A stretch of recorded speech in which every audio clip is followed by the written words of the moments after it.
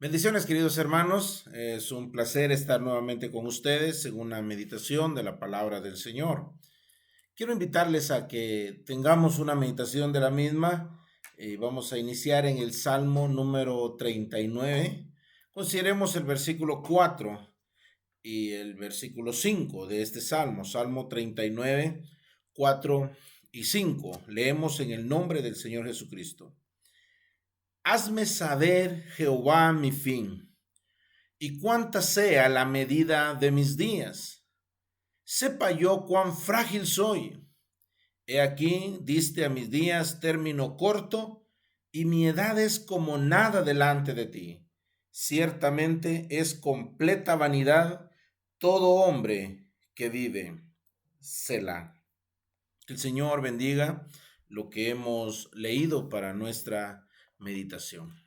Quiero meditar con ustedes un mensaje de parte del Señor que he intitulado El conocimiento del fin.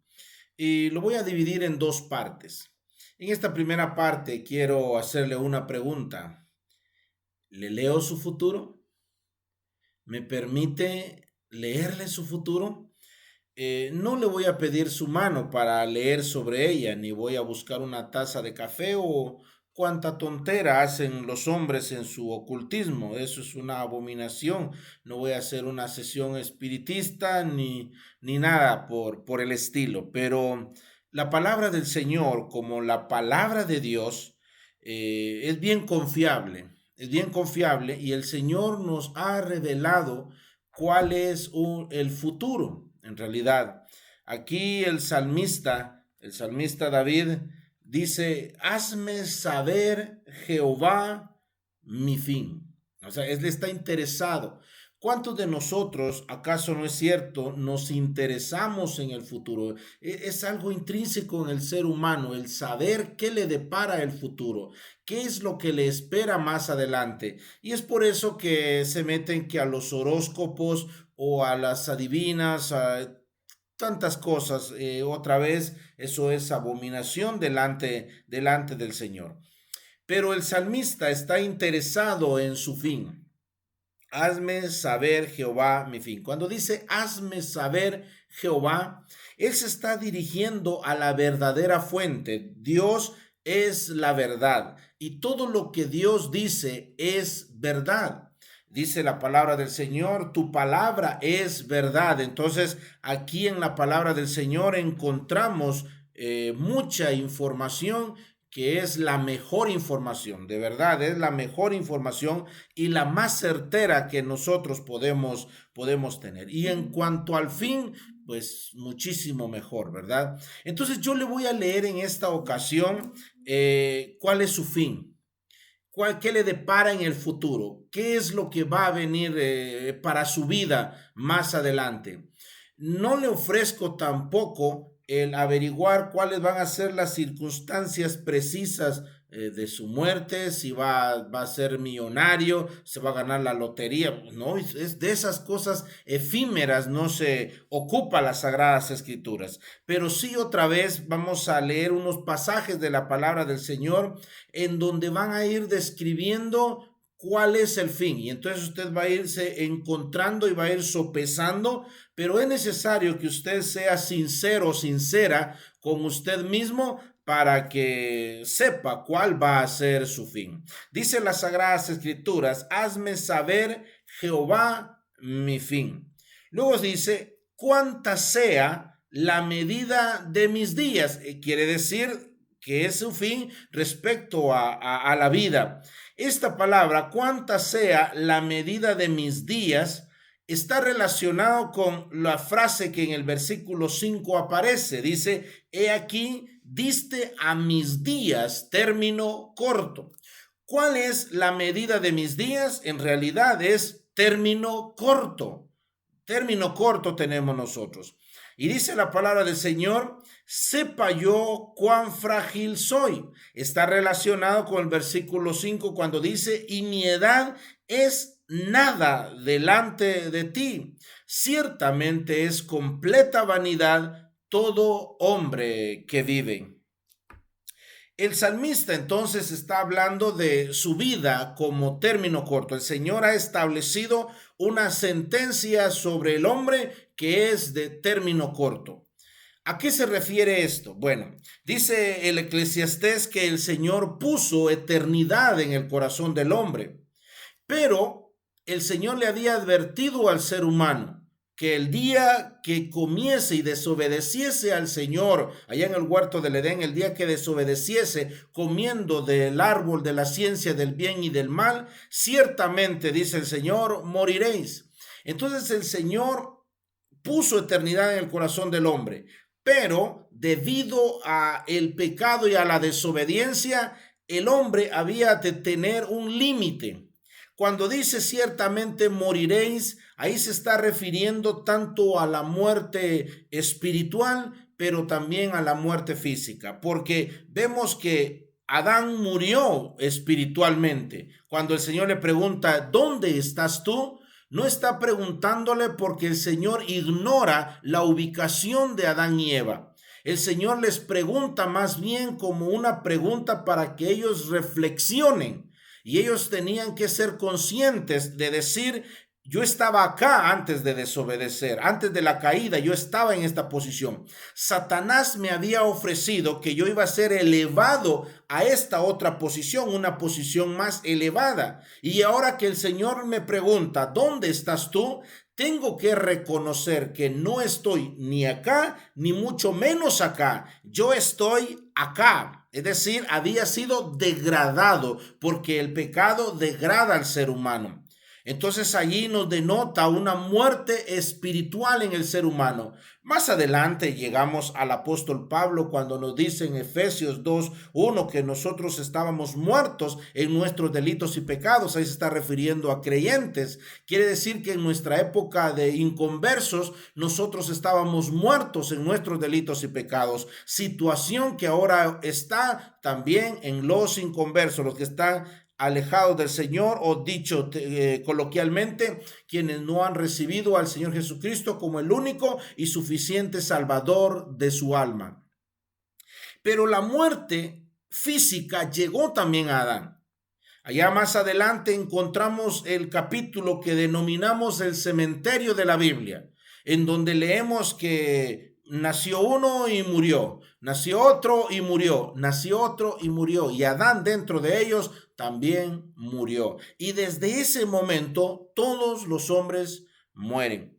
Hay algunos allá aquí en el Salmo número 90 también, 90:10, nos habla de unos límites. Y dice la palabra del Señor, lo leo en el nombre del Señor Jesucristo: los días de nuestra edad son 70 años.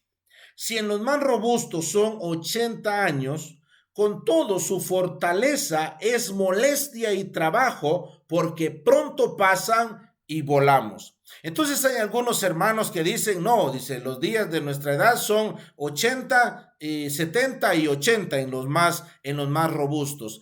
Pero en realidad esto no es una fecha o una edad límite en donde nadie puede traspasar de ello, porque en realidad conocemos a personas que han vivido más de 90 años, más de 100 años inclusive, y hay algunos que se han ido antes de esa edad. En realidad, lo que el salmista Moisés se considera, el Salmo 90:10, lo que el salmista hace en todo este salmo es un esfuerzo literario para presentar la brevedad de la vida del hombre aquí en la tierra frente a la eternidad de Dios, lo efímero de nuestra vida frente a la eternidad de Dios. Entonces, el Señor puso eternidad en el corazón del hombre, pero debido al pecado, el hombre muere espiritualmente, es decir, tiene una separación de Dios, pero también más adelante va a experimentar la muerte física, una separación del alma y del cuerpo. No significa que el hombre deja de existir. Por la palabra del Señor nosotros vemos de que el hombre continúa. Vemos eso reflejado en la palabra del Señor. No significa que el hombre deja de existir.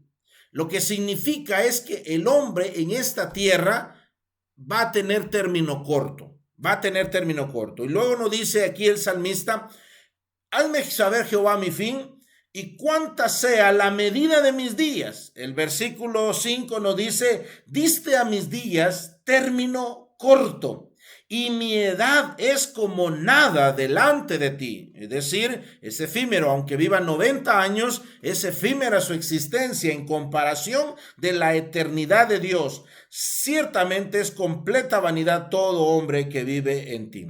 Luego el salmista, al final del versículo 4, nos dice, sepa yo cuán frágil soy.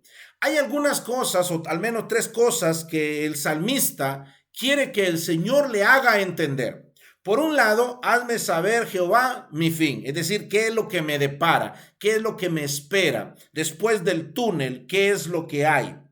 Cuánta sea la medida de mis días, pero él comprende que son términos cortos. Y luego, sepa yo, entienda yo, tenga conocimiento yo, cuán frágil soy. En realidad el hombre es muy frágil. El hombre es muy, digo yo, lo llamo así, muy enclenque. El hombre es así. De hecho, la situación por la que existe un confinamiento, estamos encerrados acá, imagínese usted, es por un virus que no podemos observar, pero ¿cómo le tenemos miedo? De tal manera que nos fueron a confinar. No, tampoco le estoy diciendo que se la lleve de valiente y que salga sin ninguna protección. Es preciso tener prudencia. No sabemos cómo actúa todavía ese virus en nuestro cuerpo. Pero el salmista le está diciendo al Señor, sepa yo cuán frágil soy. El problema del ser humano es que se cree demasiado fuerte. El problema del ser humano es que se cree demasiado fuerte, pero en realidad una cosa tan pequeña puede hacer mucho daño al hombre. El versículo 4 termina diciendo Selah. Esta palabra quiere decir meditación. Eso era un interludio musical en donde se quedaba el pueblo meditando en lo que ellos habían cantado. Por favor, medite usted en cuál va a ser su fin. Medite usted que sus días son término corto. Medite usted que usted es muy frágil y que no tiene garantizada la vida en esta tierra. Así como puede huirse usted, yo también puedo irme porque somos muy débiles en realidad. Consideremos por favor el Salmo número 37. El versículo también es el 37. Y seguimos con la pregunta. ¿Me permite leerle su futuro? Voy a leerle su futuro. Dice el versículo 37. Considera al íntegro y mira al justo, porque hay un final dichoso para el hombre de paz. Mas los transgresores serán todos a una destruidos. La posteridad de los impíos será extinguida. Le sigo leyendo su futuro. Ese es el compromiso que tuvimos, ¿no es cierto? Hazme saber, Jehová, mi fin. Y yo le dije a usted, ¿me permite leerle su futuro? Si continúa en este video es porque me ha dado ese permiso para que le lea su futuro. Y dice la palabra del Señor que hay un final dichoso. ¡Ay, felicidad!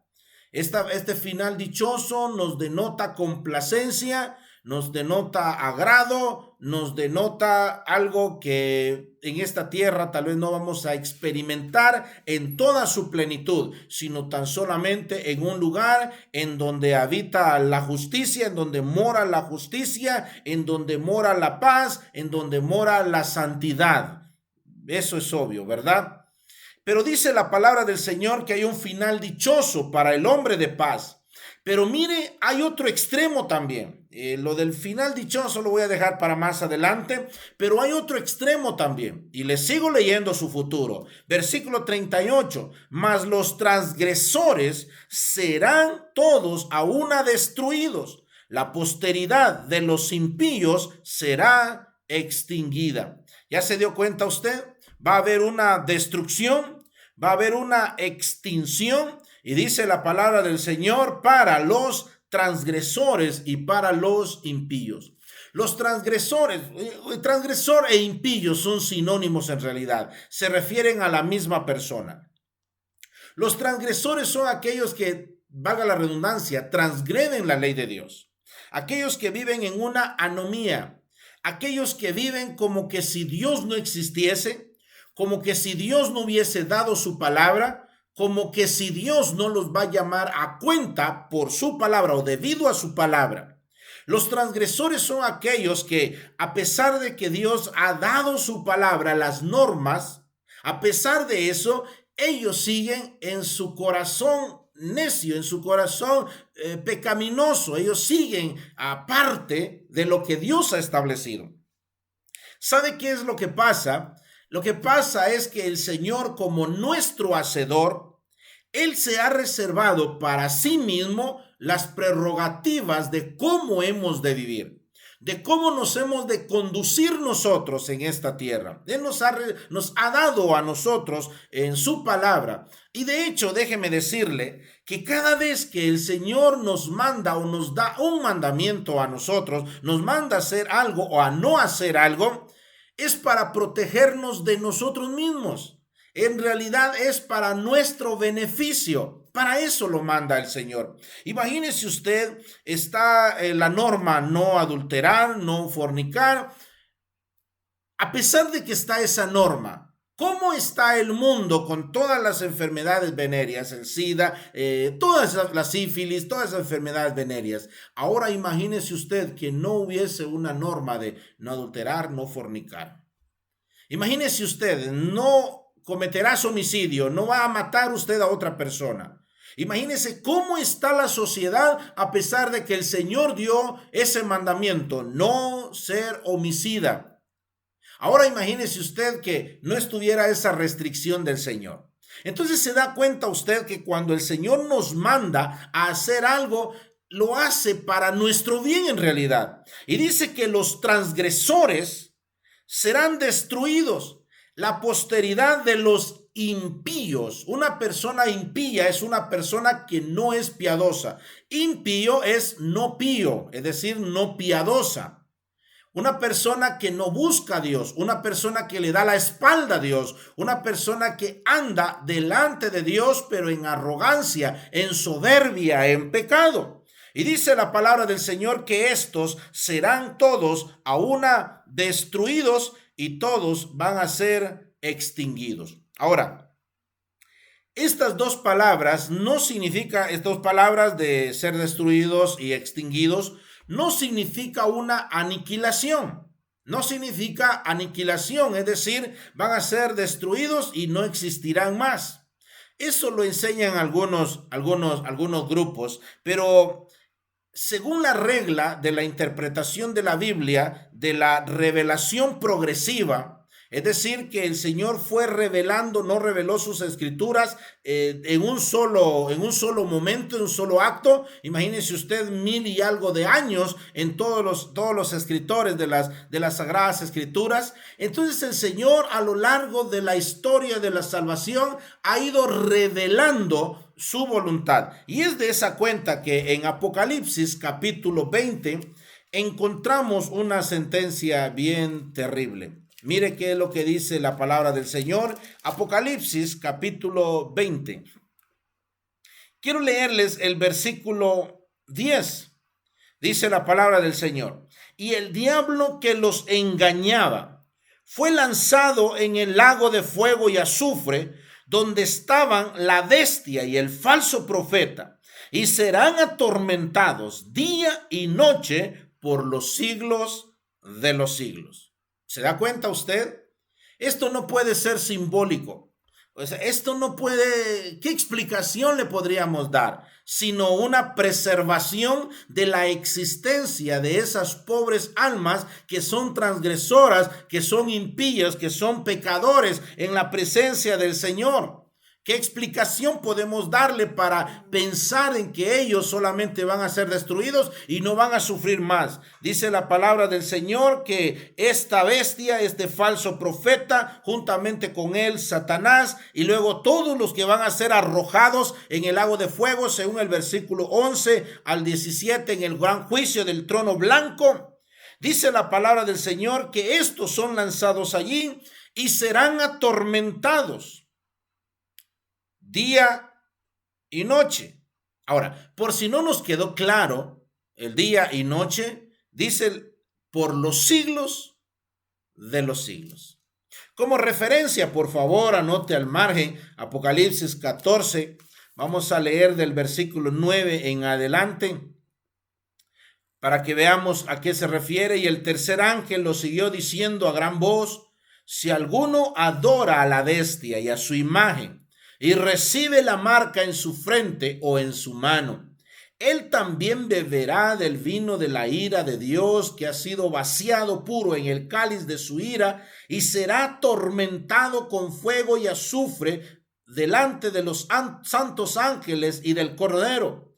Y el humo de su tormento sube por los siglos de los siglos. Y no tienen reposo de día ni de noche los que adoran a la bestia y a su imagen, ni nadie que reciba la marca de su nombre. Aquí está la paciencia de los santos, los que guardan los mandamientos de Dios y la fe de Jesús. Dice la palabra del Señor, el versículo 11, y el humo de su tormento sube por los siglos de los siglos. Y no tienen reposo. Allá en 20:10 nos dice, serán atormentados. Aquí lo dice de otra forma. Y no tienen reposo de día y de noche los que adoran a la bestia y a su imagen y que recibieron esa marca. Entonces, estas personas tienen un final. Ya le estoy empezando a leer su futuro, ¿verdad? Y usted ya está empezando a ver dónde se encuentra usted. Dice, mas los transgresores serán a todos a una destruidos, y dice, la posteridad de los impíos será extinguida. Pero quiero considerar más el versículo 37 ahorita. Dice, el final dichoso. ¿Cuál es el final dichoso? Considera al íntegro y mira al justo, porque hay un final dichoso para el hombre de paz. Ese final dichoso no es para cualquiera. Ese final dichoso no es para todos.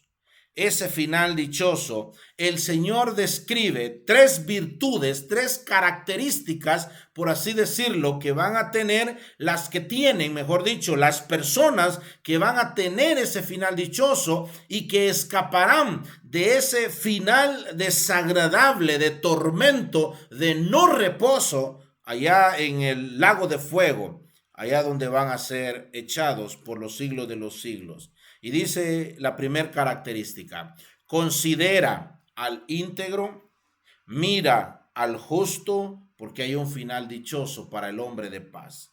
Íntegro, justo, paz. La palabra considera en el original es cercar alrededor. Bien descriptiva la imagen. Cercar alrededor nos denota una protección. Estas personas tienen un final dichoso porque gozan de la protección de Dios. Es cercar alrededor de esas personas, de los hombres justos, de los hombres íntegros, de los hombres de paz. El Señor cerca alrededor de ellos y dice que les da esa protección. Íntegro. La palabra íntegro en el original nos denota perfección. Es una persona que es perfecta. Nos denota algo gráfico también. No hay torcedura en esa persona. Es una persona que es enderezado, o que ha sido, mejor dicho, enderezado. Bien descriptivo. Es una persona perfecta. No hay una torcedura en él. Y es una persona que ha sido enderezado. Oiga esto y le repito, ha sido enderezado. Cuando nos habla de una persona que es perfecta, no se está refiriendo ciertamente a atributos morales como de impecabilidad. Una persona que nunca peca, no se refiere a eso. En la palabra del Señor leemos algunas personas que el Señor dijo de ellas que son personas perfectas, que eran personas santas, que eran personas justas. dice la palabra del Señor de ellos. Pero esa perfección otra vez no se está refiriendo a que nunca pecaron ellos. Siempre nos denotan las Sagradas Escrituras a una persona que tiene una relación con Dios. Permítame citarle 1 Corintios capítulo 1, versículo 30, y le voy a resaltar una palabra. Dice la palabra del Señor: mas por él estáis vosotros en Cristo Jesús, el cual nos ha sido hecho por Dios como sabiduría, justificación, santificación y redención. Dice la palabra del Señor: mas por él, por Dios, estáis vosotros en Cristo Jesús, el cual nos ha sido hecho por Dios como sabiduría, justificación, santificación. El Señor Jesucristo es para nosotros una santificación, y por eso los creyentes en Cristo Jesús gozamos lo que denominamos una santificación posicional, es decir, somos santos en una posición, ya somos declarados santos en Cristo Jesús, Señor nuestro. Una persona perfecta es una persona que tiene una relación con Dios, porque teniendo una relación con Dios no necesita de más. Si tengo una relación con el Señor Jesucristo, no necesito de Buda, no necesito del Hare Krishna, no necesito de María, no necesito del apóstol Pedro en el sentido de una intercesión especial de ellos. No necesito yo del hombre más iluminado en esta tierra. Teniendo una relación con el Señor Jesucristo, no necesitamos de absolutamente nada. Cristo Jesús es todo suficiente para nosotros. El Señor Jesucristo es suficiente para nosotros. Así lo presenta el apóstol Pablo a los colosenses. Dice la palabra del Señor entonces que una persona perfecta, esta es una persona que va a tener un final dichoso. Otra vez, una persona perfecta es una persona que tiene una relación personal con Dios. Pero también nos dice la palabra del Señor: y mira al justo. Él mira, observa, tiene delicadeza, en otras palabras, presta atención, en otras palabras. ¿A quién? Al justo. Una persona justa, en la palabra del Señor, es una persona que se moviliza, vive bajo altas normas de moralidad. Así como una persona que es santa, persona perfecta o íntegra, como dice aquí el texto, tiene una relación con Dios. Esa persona justa vive bajo las altas normas de Dios. Todo lo que Dios le ha dicho, todo lo que Dios le manda, él es obediente delante del Señor. Pero además de eso, esta persona que es justa es una persona que vive en obediencia a Dios porque ha recibido una justificación de parte de Dios, y esa justificación es el Señor Jesucristo. Otra vez, 1 Corintios capítulo 1 versículo 30. Mas por él estáis vosotros en Cristo Jesús, el cual nos ha sido hecho por Dios como sabiduría, oiga esto, justificación.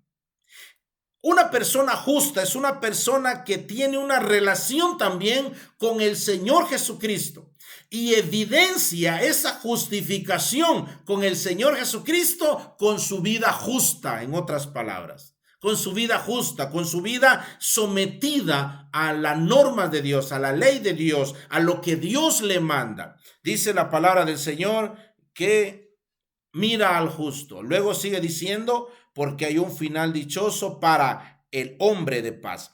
Este hombre de paz es el mismo hombre que es perfecto, es el mismo hombre que ha sido justificado y por lo tanto vive en justicia o bajo las altas normas de Dios. Esta persona es un hombre de paz. Ahora, ¿qué significa o qué nos indica la palabra del Señor con una persona que es un hombre de paz? No significa que es una persona que están los pueblos en conflictos. Aquí hay una comunidad y aquí hay otra comunidad, y estos por el agua o por el área limítrofe de su municipio. Todos esos problemas tienen conflicto entre ellos dos. Y entonces yo vengo y voy a hacer la paz entre ellos dos. Es bueno que vayamos a interceder por la paz de los pueblos, pero más allá de tener esa ausencia de conflictos y de promover allí la paz, más allá de eso, nos denota una ausencia de guerra, una ausencia de beligerancia, una ausencia de enemistad en realidad, pero con Dios. Claro está, el que es justificado por el Señor Jesucristo va a procurar tener paz con sus vecinos, va a procurar tener paz con sus semejantes, va a procurar tener paz con su familia, con su esposa. Sería absurdo que él dice tener una relación con el príncipe de paz, pero él es una guerra con sus hijos, una guerra con su esposa, se porta de una manera despiadada con ellos. En realidad es un absurdo, es una contradicción eso. El hombre de paz es una persona que tiene paz, pero tiene paz con Dios. El Señor Jesucristo dictó una bienaventuranza para aquellas personas que son pacificadoras, pacifistas, es decir, aquellas personas que han gozado de la paz con Dios, pero que también ellos van procurando la paz con los hombres para que ellos encuentren una reconciliación con Dios. A eso se está refiriendo cuando dice bienaventurados los pacificadores. Se refiere a los predicadores del evangelio, pues. A estas personas o a las personas que van buscando que los hombres encuentren una reconciliación con Dios. ¿Sabe qué es lo que pasa? Es que en la palabra del Señor encontramos que el pecado ha hecho separación entre Dios y los hombres. El pecado ha hecho que los hombres tengan una beligerancia con Dios. El pecado ha hecho que el hombre sea enemigo de Dios en malas obras, pero que el Señor esté también airado con el pecador todos los días, como dice la palabra del Señor.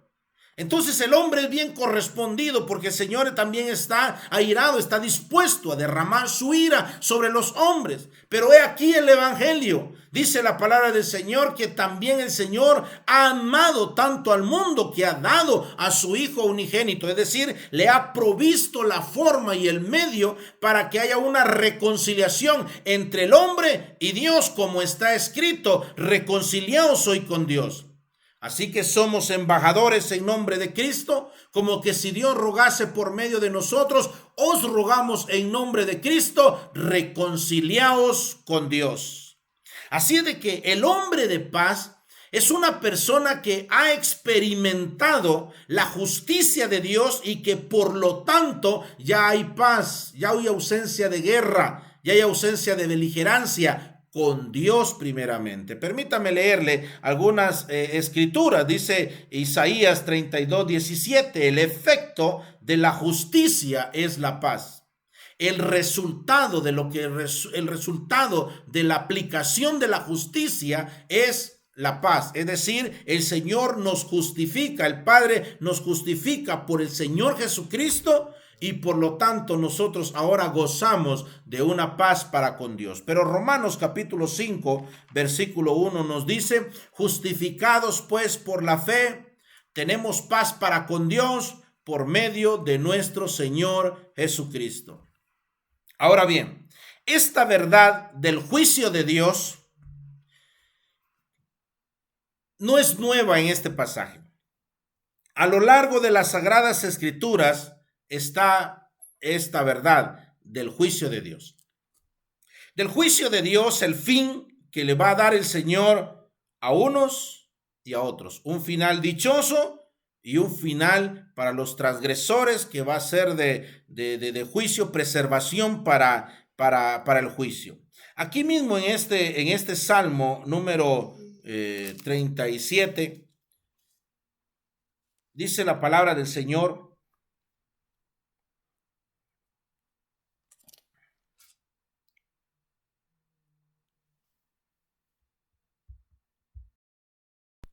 en este mismo Salmo 37, 9, mira el versículo 9, nos dice: porque los malignos serán destruidos, pero los que esperan en Jehová, ellos heredarán la tierra. ¿Se da cuenta de los dos? Hay dos grupos y esa otra vez, esta es una verdad en este salmo, porque los malignos ellos van a ser destruidos. Otra vez, no significa aniquilación. Por la revelación progresiva vemos nosotros que van a ser preservados para el juicio.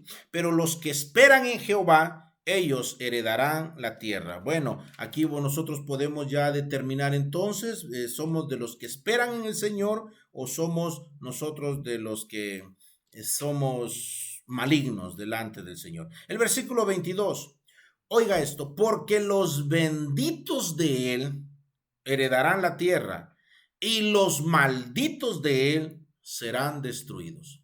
¿Por qué habla de los malditos? Los malditos de él, porque ellos están bajo la sentencia todavía de allá del huerto del Edén. El día que de él comiere, ciertamente morirán. Entonces están en una maldición del Señor, van a morir, están muertos espiritualmente. Los benditos de él son aquellos que el Señor ha resucitado espiritualmente. Efesios 2:1 nos dice que nosotros estábamos muertos en nuestros delitos y pecados. Entonces nosotros hemos revivido por la gracia del Señor. Mira el versículo 28. El versículo 27, apártate del mal y haz el bien y vivirás para siempre. Porque Jehová ama la rectitud, no desamparará a sus santos, para siempre serán guardados, mas la descendencia de los impíos será destruida. Dice la palabra del Señor que el Señor ama la rectitud, por lo tanto no va a desamparar a sus santos, pero la descendencia de los impíos será destruida. Quiero aprovechar en mencionarle algo. Unas personas acusan a Dios y dice, ¿cómo un Dios amoroso tiene un infierno para castigar? Mejor, hagamos otra pregunta. ¿Cómo un Dios amoroso, un Dios justo, un Dios que es recto, que ama la rectitud, no va a tener un lugar de esos? Porque tiene que compensar a los malos, tiene que compensar a los que hacen iniquidad, tiene que compensar y traer a juicio a todos aquellos conforme a sus obras, porque conforme a sus obras son condenados. Si bien es cierto, nosotros no somos salvos conforme a nuestras obras, sino conforme a la obra del Señor Jesucristo, según el Nuevo Testamento. Pero eso sí, la condenación es conforme a sus obras. Dice el versículo 28, porque Jehová ama la rectitud, por eso tiene un infierno. Por eso va a traer a juicio a las personas. Por eso estableció un juicio del trono blanco. Por eso va a llamar a cuentas. Por eso se van a abrir los libros. Por eso van a comparecer todas las personas. Por eso van a resucitar con un cuerpo especial para poder ser lanzados al lago de fuego. Por eso, querido amigo. ¿Por qué? Porque Dios ama la rectitud. Antes entonces de preguntarse usted de una manera necia, un Dios de amor, ¿por qué tiene el infierno? Bueno, pregúntese, si es Dios justo, ¿cómo no lo va a tener? ¿Por qué no lo va a tener? Sigamos el versículo 34. Espera en Jehová y guarda su camino, y él te exaltará para heredar la tierra. Cuando sean destruidos los pecadores lo verás. Dice que unos van a ser exaltados y otros, los pecadores, ellos van a ser destruidos. El Señor Jesucristo habló también acerca de esto, Mateo 25:34 y el versículo 41, dice que a uno les va a decir, venid benditos de mi Padre, entrad al reino, y a otro le va a decir, apartaos de mí, malditos, hacedores de maldad. Entonces esta verdad de los dos grupos está a lo largo de la palabra del Señor. El apóstol Pablo también enseña acerca de esto. Vamos a ir leyendo pasajes. Solamente vamos a ir a hacer esto, leer la palabra del Señor. Romanos capítulo 2, por favor. Dice la palabra del Señor. Romanos 2. Le voy a leer algo largo. Versículo 2. Mas sabemos que el juicio de Dios contra los que practican tales cosas es según verdad. ¿Y piensas esto, oh hombre, Tú que juzgas a los que tal hacen y haces lo mismo, que tú escaparás del juicio de Dios. ¿O menosprecias la riqueza de su benignidad, paciencia y longanimidad, ignorando que su benignidad te guía al arrepentimiento? Oiga esto, pero por tu dureza y por tu corazón no arrepentido, atesoras, quiere decir, acumulas, en otras palabras, para ti mismo ira para el día de la ira y de la revelación del justo juicio de Dios, el cual pagará a cada uno conforme a sus obras. Vida eterna a los que, perseverando en hacer bien, buscan gloria y honra e inmortalidad, pero ira y enojo a los que son contenciosos y no obedecen a la verdad, sino que obedecen a la injusticia.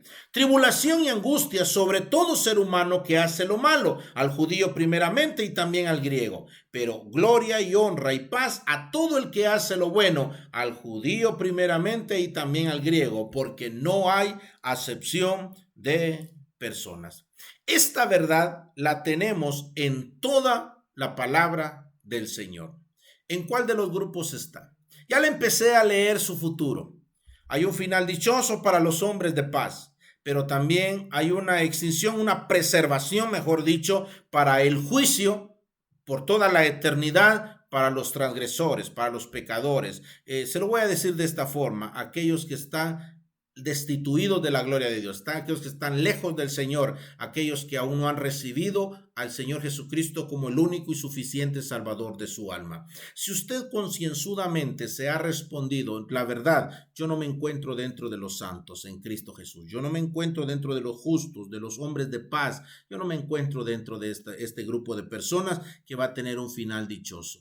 Ya empecé a darme cuenta, dirá usted, acerca de mi final. Va a ser de destrucción o de preservación para el juicio. Si usted sinceramente ha pensado así, déjeme decirle, venga Cristo, venga ahora. Es su oportunidad. Dice la palabra del Señor que todavía hay oportunidad para los que están debajo del sol. Usted que todavía tiene el aliento de vida, tiene la oportunidad. En realidad aquí no hay una solución post-mortem. Es decir, que después de su muerte, 9 días, 40 días, cabo de año y todo lo que quieran hacerle a usted. En la palabra del Señor no hay garantía de eso. Créamelo. Que si lo hubiera, yo se lo digo a usted muy amablemente, pero como no y como le amo en el nombre del Señor Jesucristo, por eso le digo a usted, venga Cristo, venga ahora. Él está dispuesto a perdonarle y al hacerlo, por favor, háganoslo saber. Cuéntenoslo, porque queremos seguir orando por usted y luego también algún consejo de la palabra del Señor de cómo debe de ser su vida en esta tierra. Vamos a seguir meditando en este precioso tema. Le leo el futuro, pero va a ser una próxima oportunidad cuando el Señor nos conceda estar en esta meditación de la palabra del Señor, rodeando también su presencia bendita. Por el momento, que el Señor nos siga bendiciendo por medio de su santa y bendita palabra. Amén.